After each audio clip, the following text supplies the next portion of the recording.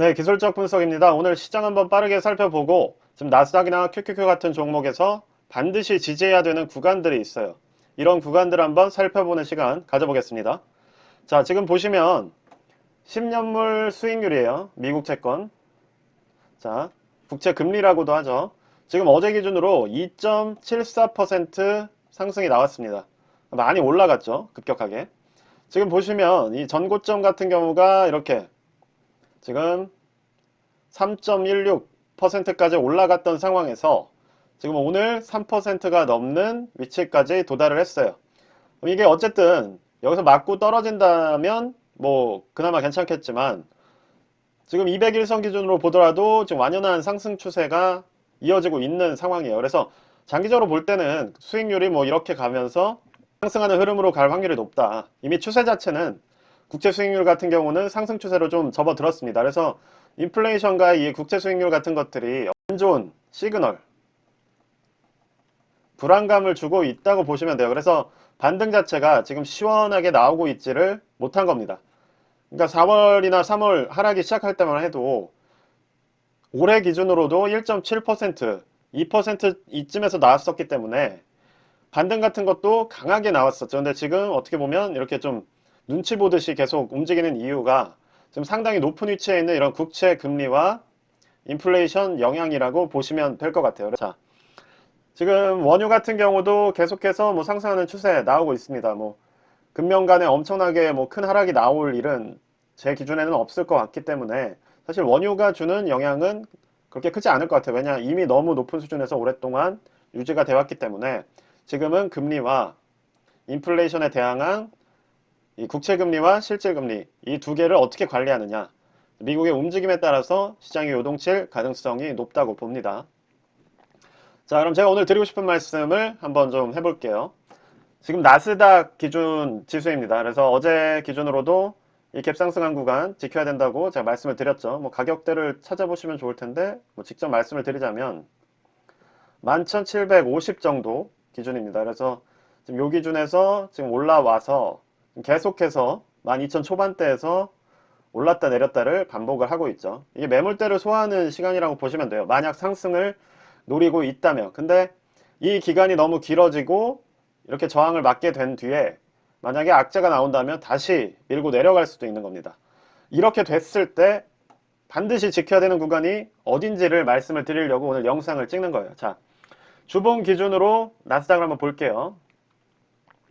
자, 지금 보시면 나스닥 기준으로 200일선입니다. 주봉 기준 200일선이니까 지금 200주 평균 이동선이라고 보시면 돼요. 어때요? 많이 빠진 게 맞아요. 나스닥 기준으로는 주봉 200일선 거의 근접하게 빠진 상태였습니다. 얼마나 많이 빠진 건지 아시겠죠? 그러니까 이런 식으로 상승 추세가 이어져 오는 동안 이 주봉 기준 200일선은 항상 지켜져 왔다고 보시면 돼요. 지금 여기 보시면 자, 2011년부터 시작해서 지금 11년 가까운 시간 동안 이 주봉 기준 200일선을 뚫고 하방으로 이렇게 내려간 적이 없었다는 겁니다. 그렇다면 지금 지난 3월에 한번 터치를 했었고 이번에도 거의 주 200선 가까이 터치하는 모습 그리고 지금 반등이 나온 거예요. 그렇다면 이 말은 무슨 말이냐면 지난 200주 동안의 평균적인 가격 움직임으로 봤을 때 이 주 200일 동안에 구매하신 분들이 대충 이 가격 하방 지지선을 이쯤에 형성하고 있다는 거예요. 그죠? 그럼 우리가 어떻게 해야겠어요? 지난 200주 동안에 산 사람들이 여기에 이렇게 많이 지금 평균적인 가격대를 형성하고 있는데 그 말은 즉 무슨 말이냐면 여기서 급하게 사신 분들도 있을 거고 이쯤부터 장기 투자를 해오신 분들도 있을 텐데 거의 뭐 파셨을 수 있죠. 근데 그런 분들을 다 종합해서 평균을 냈을 때 가격대가 이렇게 움직이고 있다는 겁니다. 근데 최근에 산 사람이 많다는 걸 고려하더라도 만약에 이 200주선을 뚫어버린다. 그 말은 무슨 뜻이에요? 뭔가 이상이 생겼다고 보시면 됩니다. 그걸 항상 염두에 두시고 이번 반등을 지켜보셔야 돼요. 이번 반등은 당연히 올라가야 되는 구간에서 반등이 나온 게 맞아요. 200주선 상을 터치했고 거의 그 다음에 이렇게 반등이 나왔는데 만약에 여기서 추세적인 상승으로 전환을 하지 못하고 이 200주선을 만약 뚫고 고점이 다시 뚫지 못하는 모습이 나온다면 이때는 시장에 이상이 생긴 겁니다. 그러니까 이상한 거예요. 이상. 문제.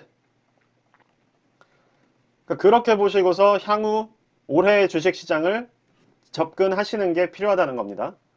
그래서 실제로 지금 날 기준으로 보면 움직임 자체가 불안한 건 맞아요. 지금 이런 식으로 역배열이 돼서 완연한 역배열 추세로 가는데 이 추세가 이어져서 만약에 주봉상 200주선까지 뚫고 얘가 이렇게 하방으로 수렴하는 모습을 보여버린다면 주가는 거의 이렇게 움직일 수도 있는 겁니다. 근데 그렇게까지는 안 되겠죠. 저도 그렇게까지는 될 거라고 생각하지 않습니다. 여기서 정상적이라면 200주선을 맞고 반등이 나와서 이런 식의 완연한 상승으로 전환하는 게 정상적인 흐름이에요. 다만 좀 가격대를 한번 보여드릴게요. 자, 그러니까 11,000이나 1800선, 1700선, 1800선 정도는 반드시 나스닥 기준으로는 지켜줘야 하는 구간이다 라고 인지를 하고 투자를 하시라는 겁니다. 자, QQQ 기준으로도 정말 많이 빠졌던 게 맞아요. 그래서 어떻게 됐어요? 지금 이렇게 200주선으로 가까이 접근하다가 지금 반등이 나왔고 이 반등이 나온 윗부분에서 지지를 형성하고 있는 거죠. 그렇다면 뭐 정말 200주선을 기준으로 많이 빠진다고 봤을 때 뭐 어디까지 빠질 수 있는지는 한번 볼게요. 지금 기준으로는 한 13%, 14% 정도. QQQ 기준으로 현 가격대에서 13% 정도가 빠지는 게 지난 11년 추세상 가장 큰 하락폭입니다. 근데 이걸 이제 3배로 돌리면 어떻게 되는지는 또 봐야겠죠. 그쵸? 그래서 한 10% 정도. 10% 정도가 QQQ가 더 빠질 수 있는 기존의 추세대로라면 거의 하방 지지선이라고 보시면 될 것 같아요. 자, SOXX 같은 경우는 조금 이 폭이 크긴 합니다. 상승폭도 컸기 때문에. 자, 한 24% 정도가 200주선 기준으로 하방 지지선으로 나옵니다. 그래서 지금 SOXX 같은 경우가 낙폭은 더 클 수 있다 라고 보시는 거예요. 그러니까 이 반등 자체는 먼저 나왔어요. 그렇죠? 더 윗부분에서 나왔지만 이제 200주선상 하방 추세선은 매물대예요. 이건 매물대라고 보시면 돼요. 그래서 이 매물대가 지금 20% 아래쪽에 더 형성이 되어 있다. 이렇게 보시면 될 것 같습니다. 자, 그러면 3배 기준으로는 어떻게 됐느냐? 그러면 SOXL 기준으로 한번 살펴볼게요. SOXL 같은 경우는 보시는 것처럼 이미 200주선을 뚫고 내려갔었죠. 그리고 이제 반등하는 모습이 나왔는데 만약 제가 말하는 저 최악의 시나리오대로 200주선을 굳이 터치하는 흐름으로 간다고 한다면 사실 SOXL 같은 경우는 버틸 여력이 없어요. 이미 너무 많이 빠졌기 때문에. 그렇기 때문에 S2XX가 만약에 굳이 이런 식으로 이걸 한번 터치하고 반등을 노린다. 이런 움직임으로 간다고 하면 조금 대피하시는 게 낫다는 겁니다. 현금을 조금이라도 더 지키는 것. 그거 기준으로 말씀드린 게 이 말씀드렸던 일봉상 갭상승 바닥 지점이라는 거죠. 자, 그래서 SOXL 같은 경우는 자, 말씀을 드려볼게요. 가격대로. 자, 22달러, 22달러 중반 정도, 22.6달러 정도는 무조건 지켜야 되는 구간으로 접근을 하시는 게 낫다는 거예요. 자, 그리고 TQQQ 같은 경우도 30.5달러 정도는 무조건 지켜야 되는 구간으로 잡고 대응을 하시는 게 맞다는 겁니다. 자, 그리고 FNGU 같은 경우도 지금 이런 식으로 8.9달러는 무조건 지켜야 되는 구간으로 잡고서 접근을 해주셔야 된다는 거예요. 자, 왜냐하면 지금 QQQ든 TQQQ든 자, 일봉상으로는 추세 반전은 이렇게 하락으로 나왔고 자, 주봉 기준으로 본다면 반드시 지켜야 되는 구간인 200주 이평선 위쪽에서 반등이 나온 상황이기 때문에 이렇게까지 지지하는 흐름이 나왔다면 반드시 이런 식으로 고점을 찍고 하방 지지선이 높아지는 흐름으로 가야 장기적으로 다시 상승을 노릴 수가 있다는 겁니다. 근데 굳이 어떻게? 이거를 넘기지 못하고 이런 식으로 200주선을 터치하는 움직임이라던가 터치하고 나서 이걸 뚫고서 저는 이렇게 빠질 거라고 보진 않아요. 그쵸? 이런 식의 횡보 흐름이 나온다면 우리가 잃었던 돈을 빨리 만회하기가 좀 어렵겠죠. 그렇다 보니까 하방 지지선은 확실히 인지를 해 놓으신 상태에서 지금 나오는 이 200주선 위에서의 첫 반등을, 그러니까 이때는 구간이 보시면 엄청나게 길었죠.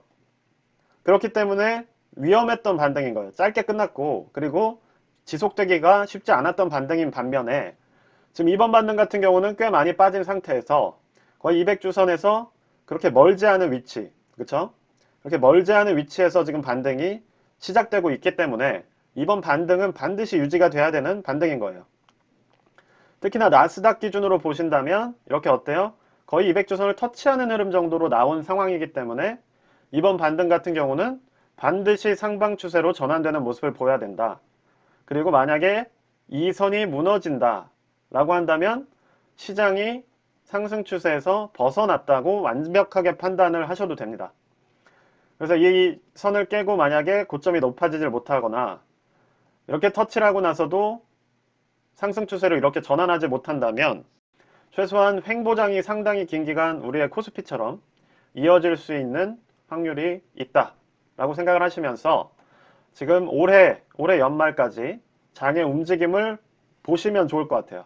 이 주봉이 과연 어떤 식으로 움직일지를 보면서 장기적인 미국 시장을 장기적 관점에서 좀 바라보시길 바라는 마음에서 이번 영상 찍었습니다. 네, 영상이 도움이 되셨으면 구독과 좋아요 부탁드리고요. 네, 감사합니다.